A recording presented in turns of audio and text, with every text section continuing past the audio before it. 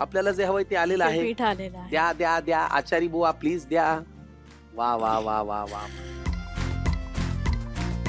आता काय घालूया याच्यामध्ये? आता ह्याच्यामध्ये काही ड्राय इन्ग्रेडियंट घालून घ्यायचे आपल्याला आणि नंतर हे पीठ आपल्याला भिजवून घ्यायचंय. बर. ह्याच्यामध्ये आपल्याला गरम मसाला घालायचा आहे. हा.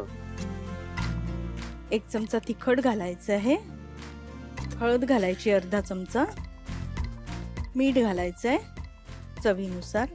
त्याच्यानंतर पांढरे तीळ घालायचे आहे. ह्यामध्ये पांढरे तीळ थोडे जास्तच घालायचे. आलं लसणाची पेस्ट घालायची आहे आणि ओवा हातावर क्रश करून घालायचा आहे. बर. आणि आता पाणी लागेल आपल्याला. हे पीठ आपल्याला भिजवून घ्यायचंय थोडं थोडं. थालीपीठासारखं आहे का होय? हा, थालीपीठाचाच प्रकार आहे. बर. थालीपीठासारखीच भाजणी तयार होते त्याची आणि टेस्ट पण थोडी कारण काय थालीपीठासारखी. सुगंध येतोय बघा सुगंध ना. खूप छान येतो. ज्वारीचा म्हणा, तांदळाचा म्हणा, तांदळाचा उडदाच्या डाळीचा, मुगाच्या डाळीचा, इतका छान आणि सुगंध तो येतोय. पदार्थ तयार केल्यानंतर ह्याच्यापेक्षा छान चव येते त्याला. किती छान. घालू अजून पाणी? हो, थोडंसं पाणी घाला. आपल्याला ह्याचा घट्ट गोळा मळून घ्यायचा आहे. बर. थोडं लागेल पाणी. थोडं लागेल पाणी. आता हे दाण्याचं कूट वगैरे जे तुम्ही घेतलंय, हे सगळे नंतरचे इन्ग्रेडियंट आपल्या. हं, ह्याचे फिंगर्स तयार करणार आहे हं. आणि ते वाफवून घेणार आहे. बर बर. थोडस थोडस थोडस. तोपर्यंत आपण स्टीमर ठेवूया. आपले वेळ वाचेल ना. हो हो, हो की स्टीमर नाही? चला मग आपण स्टीमर ठेवूया. म्हणजे कसं वेळेची बचत हीच वेळेची निर्मिती. होय हो हो की नाही? चला. खरंय खरंय.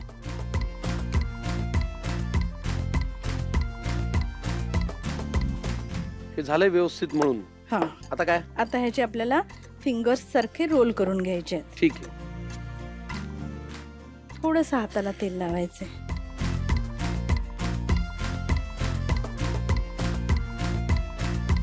आता हे आपण मळलेल्या पिठाचे जे फिंगर्स तयार केले ते आपल्याला वाफवून घ्यायचे. हे वाफवून मग घ्यायचे. आपण एक एक ठेवूया. हो, चालेल.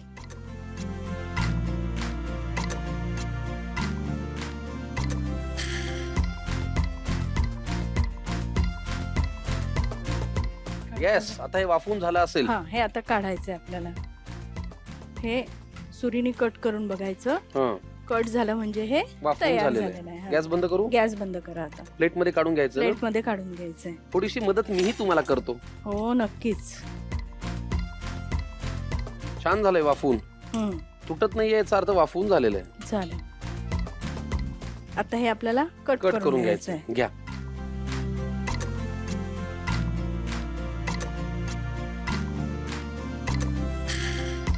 आता हे आपल्याला परत शालो फ्राय करायचं का? परत शॅलो फ्राय करायचं. बर. मग मी तोपर्यंत पॅन ठेवू हो, म्हणजे तेल तापेल छान.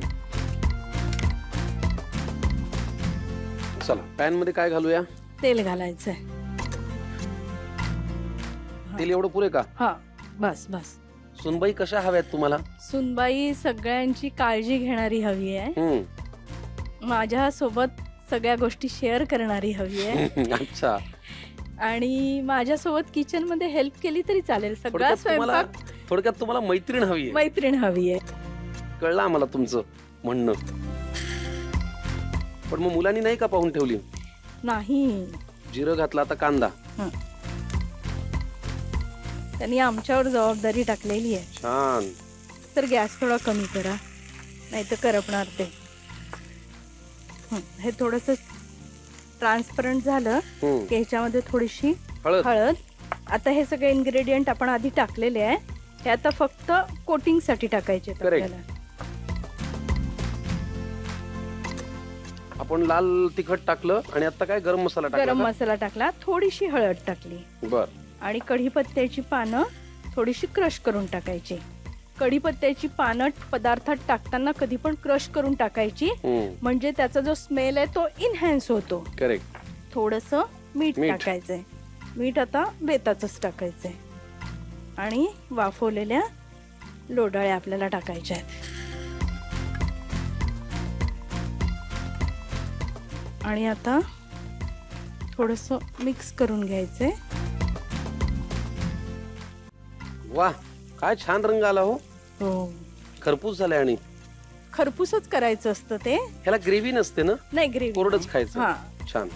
याला ऍक्च्युली दह्यासोबत खाल्लं जातं. हो हो हो हो. वा. आणि हा तुमचा आवडता शेंगदाण्याचा कूट. हे तुम्हाला कसं कळलं? आम्ही एपिसोड बघतो. मला फार आवडतो दाण्याचं कूट. म्हणून मी उल्लेख केला इथे. फारच छान, धन्यवाद हा स्वाती मॅडम. आता काय राहिलं? आता ह्याच्यामध्ये फक्त भाजलेल्या कारळाचा कूट घालायचा आहे आपल्याला. येस, ती तयारी मात्र आपण आधीच करून ठेवलेली आहे. ओके. वेळेची बचत हीच वेळेची निर्मिती. Yes. घालू का? हो घाला. येस, बस बस बस. मला कारळ फार आवडतो. कारळामुळे ह्याची टेस्ट जास्त इन्हॅन्स होते. हो, ते दिसतच आहे बघा ना रंगावरूनच. हम्म. क्या बात आहे. आता 1 सेकंद आपल्याला ह्याच्यावर झाकण टाकायचंय हम्म. आणि वाफवून घ्यायचंय.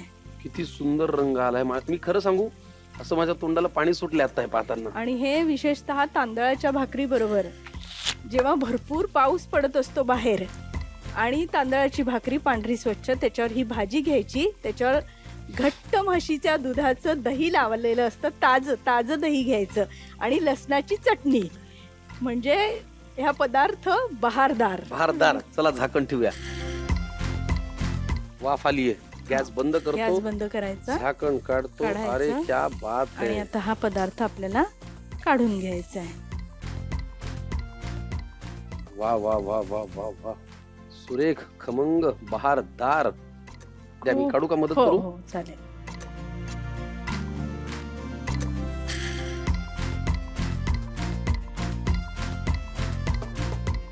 हे असं कोथिंबीर घालून घ्यायची ह्याच्यावर. खूपच सुरेख बर का स्वाती मॅडम. आणि हे तीळ. थोडेसे पांढरे तीळ ह्याच्यावर घालायचे. वा, तुम्ही लिहून घ्या साहित्य आणि कृती. लोड वळ्या.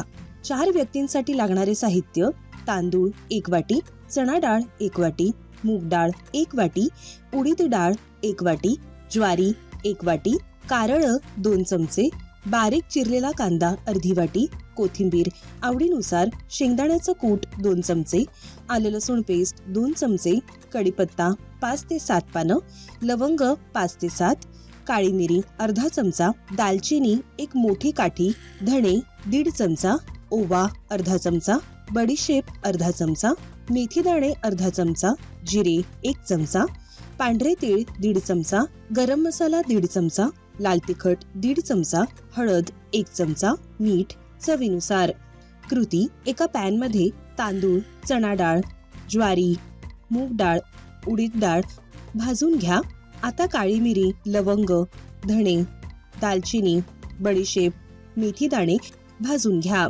सगळं भाजलेलं मिश्रण बारीक वाटून त्याचं पीठ तयार करून घ्या. आता तयार केलेल्या पिठात गरम मसाला, लाल तिखट, हळद, मीठ, पांढरे तीळ, आलं लसूण पेस्ट, ओवा आणि पाणी घालून मिश्रण एकजीव करून घट्ट मळून घ्या. आता मळलेल्या मिश्रणाचे गोळे लांबट आकारात वळून घ्या आणि स्टीमर मध्ये वाफवून घ्या. वाफवलेल्या गोळ्यांचे छोटे तुकडे करून घ्या. आता एका पॅन मध्ये तेल घाला. त्यात जिरे, बारीक चिरलेला कांदा, 1 चमचा आलं लसूण पेस्ट घालून परतून घ्या. त्यात पाव चमचा हळद, अर्धा चमचा लाल तिखट, अर्धा चमचा गरम मसाला, कढीपत्ता चुरून घाला आणि मिश्रण एकजीव करून घ्या. वरून मीठ आणि वाफवलेले तुकडे घालून परतून घ्या. आता त्यात शेंगदाण्याचं कूट घाला आणि मिश्रण एकत्र करून घ्या. कारळ भाजून त्याचं कूट तयार करून ते मिश्रणात घाला आणि मिश्रण एकजीव करून घ्या. शेवटी कोथिंबीर आणि थोडे पांढरे तीळ घालून सर्व्ह करा. लोडवळ्या तयार.